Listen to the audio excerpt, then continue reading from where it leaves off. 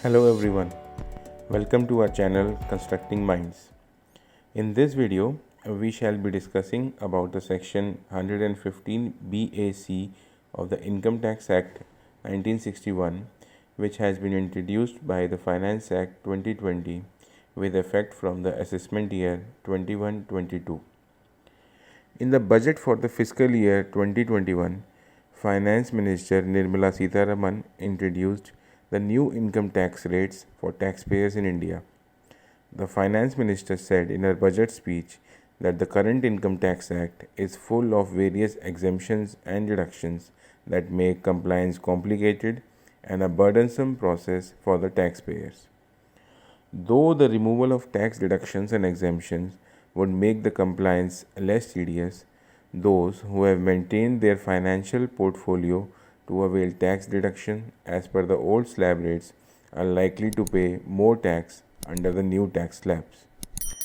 The Budget 2020 introduces a new regime under Section 115 BAC, giving an option to individuals and HUF taxpayers to pay income tax at the lower rates. The new system is applicable for income earned from 1st April 2020, which relates to the assessment year 21-22. Now we will have a look at the new slab rates which has been introduced by the Finance Act 2020. Under the new slab rates, income from rupees 2.5 lakhs to rupees 5 lakhs will be taxed at the rate of 5%. Income from rupees 5 lakhs to rupees 7.5 lakhs will be taxed at the rate of 10%. Income from rupees 7.5 to 10 lakhs will be taxed at 15%. Income from 10 to 12.5 lakhs will be taxed at 20%. Income from 12.5 to 15 lakhs will be taxed at 25%. And thereafter, income above rupees 15 lakhs will be taxed at the rate of 30%. The old slab rates remain as they were. Income from rupees 2.5 lakh to 5 lakh will be taxed at 5%. Income from 5 to 10 will be taxed at 20%. And the income above rupees 10 lakhs will be taxed at the rate of 30%. The new tax regime removes the claim for about 70 deductions and exemptions.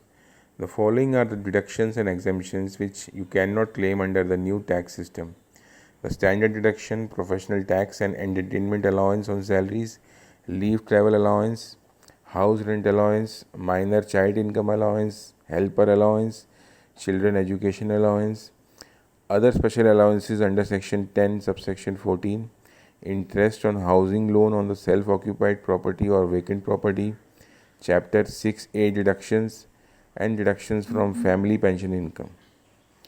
The exemptions and deductions which are still available under the new regime are as follows: transport allowances in case of a specially abled person, conveyance allowance received to meet the conveyance expenditure incurred as a part of employment, any compensation received to meet the cost of travel on tour or transfer, daily allowance received to meet the ordinary regular charges or expenditure you incur on account of absence from regular place of duty.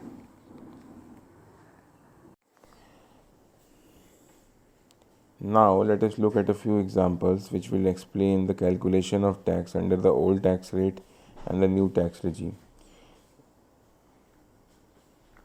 If you have an income of rupees 10 lakhs, the tax under the old tax regime will be rupees 27,500, whereas the tax under the new tax regime will be rupees 75,000. Taking a look at the other example, in case you have an income of rupees 15 lakhs with a deduction of rupees 2 lakhs under the old tax regime, the tax will be rupees 2,02,500, whereas under the new tax rate where no deduction will be available, the tax will be rupees 1,87,500. The crux is that more the deductions you are claiming, it is better to remain in the old regime. It is very unlikely that taxpayers who are availing all exemptions like provident fund, school fees, life insurance, home loan repayment, deductions for health insurance, HRA for rent paid to the landlord, interest on loan for self-occupied residents, etc., will get benefit from the new tax rate. Now there are some issues which are present in the new tax regime, which have been discussed as under.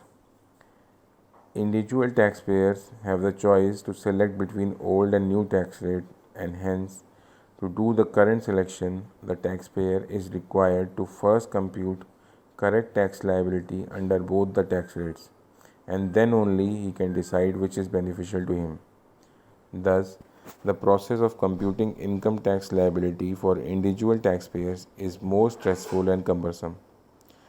The salaried individual taxpayers who are subject to TDS are required to inform their employer at the beginning of the year about their preference of tax rates, and there is no option to change their preference during the financial year.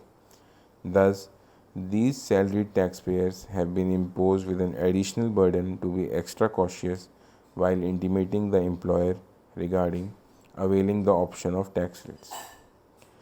So that's all for this video. Thanks a lot for watching. Please like, share and subscribe our channel. Thanks a lot.